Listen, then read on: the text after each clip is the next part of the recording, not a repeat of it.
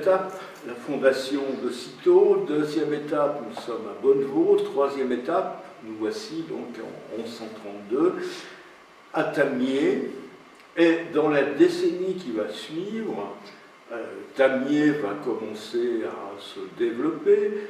On pense que c'est en 1135 qu'il y a eu la visite, alors il y en a peut-être eu plusieurs, mais il y en a une en 1135, Saint Bernard, qui est un autre très grand cistercien de la deuxième génération, qui est sans doute le plus connu de tous les cisterciens, Saint Bernard, qui est le père abbé de Clairvaux, vient visiter son ami Pierre, le père abbé de Tamiers. C'est pendant cette décennie qu'il y aura aussi la mort de Pierre Ier, l'archevêque de Tarentaise. Il va arriver une histoire un peu bizarre. Pendant quelques mois, il y aura dans cette maison celui qui est qualifié pour l'éternité d'intrus. Alors c'est quoi un intrus? C'est quelqu'un qui a réussi à se faire passer comme ayant été nommé archevêque, qui s'intéressait beaucoup plus à la caisse qu'au devoir d'un archevêque, et qui a été assez rapidement remercié. Et donc, la problématique, c'est de dire, il faut quand même qu'on ait quelqu'un, si on peut s'exprimer ainsi, qui tienne la route. Et qu'est-ce qu'on va faire? On va se dire, on a eu un très bon archevêque, l'avant-dernier, il était cistercien. On a un cistercien qui n'est pas très loin, qui est un très bon père abbé. On va le solliciter pour qu'il devienne archevêque de Tarentaise. Réponse négative de Pierre, le père abbé de Tamiers. Il explique qu'il n'est pas digne et qu'en même temps il a fait un choix différent, qui est le choix de la vie religieuse. Alors on passe par le chapitre de Cîteaux, et le chapitre de Cîteaux va quasiment contraindre. On a des textes avec des mots très durs. On l'oblige à devenir archevêque comte de Tarentaise. Donc, à la fin, il est obligé d'accepter, et il va certainement être l'un des archevêques médiévaux qui aura le plus long épiscopat, puisqu'il est nommé archevêque, on est en 1142, et il le sera jusqu'à sa mort en 1174. En admettant, on n'a jamais de certitude absolue à cette époque, mais sa date de naissance probable, c'est 1102. Donc ça veut dire que c'est quelqu'un qui est mort à 72 ans. 72 ans, par rapport à un homme de son époque, c'est comme s'il avait eu 3 vies. C'est une époque où l'espérance de vie est à peu près de 25 ans. Donc ça veut dire que c'est quelqu'un qui a fait énormément de choses parce que la vie lui a donné cette possibilité. Alors le voilà qui s'installe ici même, et c'est peut-être pas une révélation pour lui, mais en tant qu'archevêque, il est bien normal qu'il prenne un peu la mesure, la température de ce qui se passe autour de lui. Il y a ce côté très réaliste, c'est quelqu'un qui a fondé une abbaye, ça veut dire que c'est quelqu'un qui a été maçon, charpentier, qui a taillé des pierres, qui a défriché des terrains, qui a labouré, etc. J'ai lu tout à l'heure ce que Saint Benoît préconisait au niveau du travail manuel. Donc c'est quelqu'un de très réaliste. Et un constat qu'il fait assez rapidement, c'est qu'il vit, comme tous ses contemporains, dans un monde qui est un monde agricole. Plus de 90% des gens qui vivent à cette époque sont des agriculteurs. Une agriculture très différente de la nôtre. Nous, on est dans de l'agriculture intensive. Ça veut dire qu'un agriculteur aujourd'hui, il produit généralement un seul produit et il faut qu'il en produise le plus possible. Ça veut dire qu'il ne produit pas pour lui. celui à qui on demande, pour que ça commence à devenir rentable, d'avoir 50 vaches pour vendre son lait pour faire du Beaufort, il ne va pas manger tout le Beaufort que ces vaches produisent.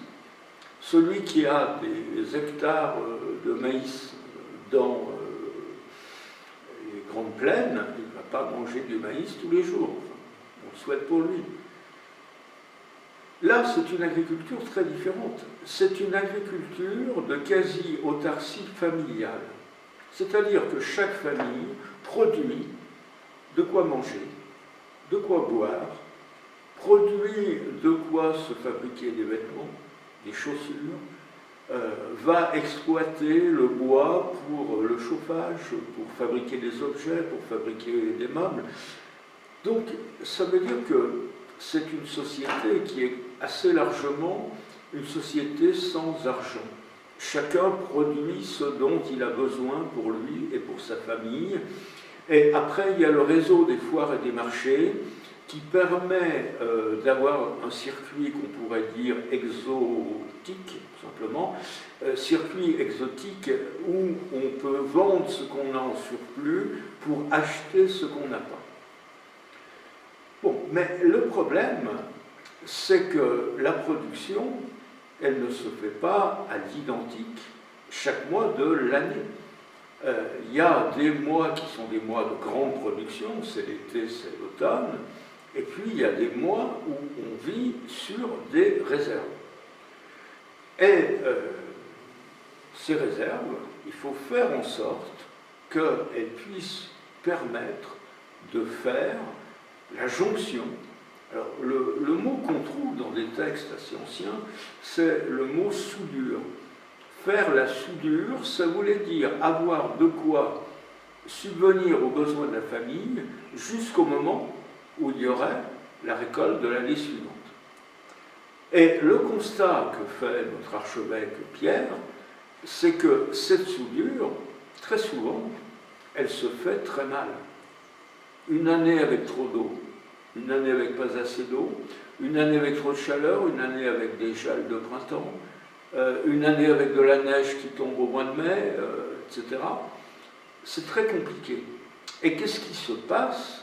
Eh bien, il se passe que les gens n'ont plus de quoi vivre quand arrive la presque fin du printemps. Et la presque fin du printemps, c'est quoi? C'est le mois de mai. C'est là où il faut mettre 7 bémols à la clé par rapport à la grosse bêtise des poètes, le joli mois de mai. Le joli mois de mai, c'est le mois où les gens souffraient le plus de la faim, où les prix s'envolaient.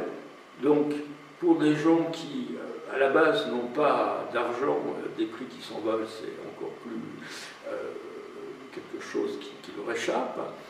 Et si ces corps s'affaiblissent, ça veut dire qu'ils deviennent plus réceptifs aux maladies.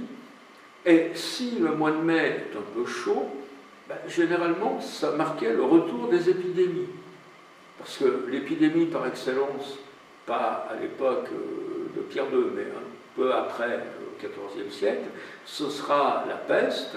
Et on sait très bien que la peste, avec des animaux vecteurs qui sont la puce et le rat, se développe beaucoup plus lorsqu'il fait chaud qu'en hiver.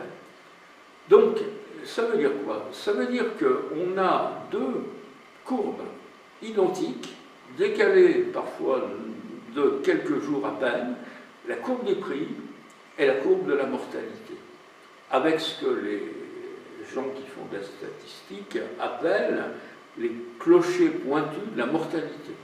Ça veut dire que ça s'envole d'un seul coup et on arrive à des chiffres qui peuvent faire qu'en un mois, il meurt ce qui correspond à une année normale. Parfois, c'est même plus. Donc, il se dit, qu'est-ce que moi qui, maintenant, ai tous les pouvoirs sur ce territoire, archevêque contre, qu'est-ce que je peux faire?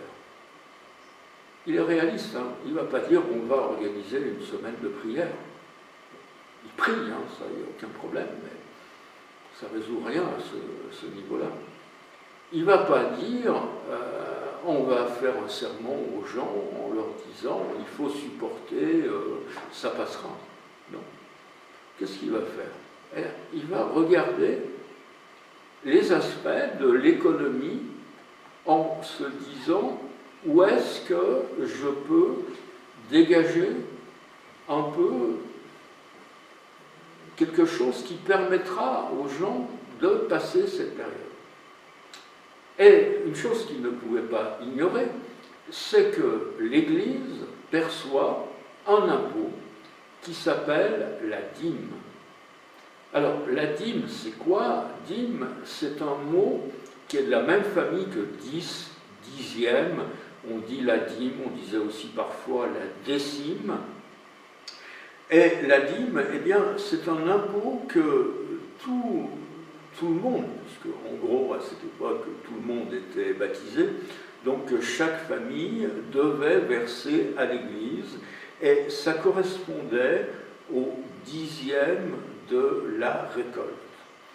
Donc ça veut dire, alors, je vais parler en kilos, ça n'existait pas à cette époque, mais c'est juste pour aider à comprendre. Je produis 100 kilos de blé, je dois en verser 10 kilos au titre de l'impôt. Alors, ce n'était pas forcément 10 kilos, parfois on aménageait un peu plus bas, mais ça veut dire, si vous prenez toutes les familles de Tarentaise à cette époque, et que vous multipliez par le dixième de tout ce que ces familles produisent en blé d'hiver, orge, avoine, etc., on arrive à des quantités assez phénoménales. Et là où l'archevêque ne pouvait pas ne pas l'ignorer, c'est que la cathédrale de Moutier, elle est dissymétrique. On le voit bien quand on est devant la façade principale. À l'époque de Pierre II, la cathédrale romane avait des bas-côtés. Aujourd'hui, elle a des collatéraux. Alors la différence, c'est quoi? C'est que les collatéraux ont des voûtes qui sont à la même hauteur que la voûte centrale. Les bas-côtés, les nefs latérales, ont des voûtes qui sont beaucoup plus basses que la voûte de la nef centrale. Et ces collatéraux étaient dissymétriques en ce sens que sur le collatéral de droite, quand on regarde la façade principale, c'est-à-dire celui qui est entre la cathédrale et l'archevêché, il y avait au-dessus des voûtes un grenier. Et c'était le grenier de la dîme, c'est-à-dire c'est là où on stockait le grain. Donc imaginez quand le grenier était plein, ça veut dire qu'il y avait du grain de la porte de la cathédrale jusqu'au cœur de la cathédrale, et c'était donc le fruit de l'impôt. Donc la réflexion de Pierre II, et c'est là où il faut quelque part s'opposer à ces versions édulcorées où on nous dit il avait bon cœur, où on nous dit il était charitable, etc. Oui, si ça avait été le pire des hommes, il n'aurait pas fait ce qu'il a fait. Mais ce n'est pas de la charité au sens, tiens, un pauvre qui passe, on va lui jeter un euro ou 50 cents. Non, c'est une réflexion sur le fonctionnement de la société. L'impôt, qui est la dîme, quand il avait été créé vers le 5e, 6e siècle, enfin, on en trouve déjà des traces dans d'autres religions, hein, ça existait déjà dans le judaïsme, mais voilà, c'est organisé à partir du moment où l'Église a pignon sur rue. Charlemagne va jouer un rôle important au niveau de sa structuration.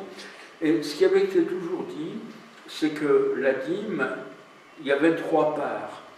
Une première part qui devait être la part servant à permettre la vie de ceux qui étaient au service direct de l'Église, c'est-à-dire les prêtres, les religieux, les religieuses. Une deuxième part devait permettre de construire et d'entretenir des lieux d'église. des églises, des chapelles, des abbayes, mais aussi des hospices, voilà, tout ce réseau ecclésial. Et la troisième part, c'est ce qu'on appelait la part des pauvres. C'est-à-dire que si je paye un impôt à l'Église, c'est pour que l'Église se serve d'une partie de cet impôt pour subvenir aux besoins des pauvres. Alors, ce n'est pas la peine de beaucoup s'étendre pour dire que dans un certain nombre de cas, la troisième part était devenue la portion congrue. Que va faire Pierre II? Pierre II va dire, et c'est ça qui est très moderne chez lui, il va dire l'impôt, il faut partir du principe qu'il est d'abord fait pour celui qui le paye et non pas pour celui qui le perçoit. Alors, entre parenthèses, on n'en a peut-être pas conscience, mais c'est notre principe actuel. On paye des impôts pour nous, on ne paye pas des impôts pour le gouvernement, on paye des impôts pour l'État, et l'État, c'est nous. Ça, c'est un raisonnement qu'on trouve tout à fait normal au XXIe siècle. Encore une fois, Pierre II vit au XIIe siècle. Et il fait ce raisonnement formidable de dire, on a du grain, eh bien, il faut que le jour où ceux qui ont versé ce grain sont dans le besoin, on soit en capacité de leur rendre. Et de leur rendre de la manière la plus pratique possible. Il ne monte pas une usine à gaz en disant vous allez venir chercher du grain, etc.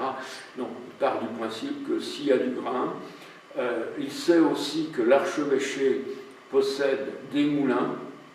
Ce sont les moulins qu'on appelle les moulins du reclus. Donc les moulins se trouvent au bord de l'Isère, en amont de l'archevêché.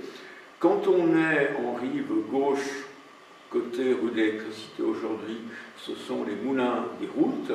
Et quand on est en rive droite, donc on va dire niveau carrefour des Cordeliers aujourd'hui, ce sont donc les moulins du Reclus, le Reclus étant le nom du faubourg à l'extrémité de la rue du Palmet d'aujourd'hui. Donc on a du grain, on a des moulins.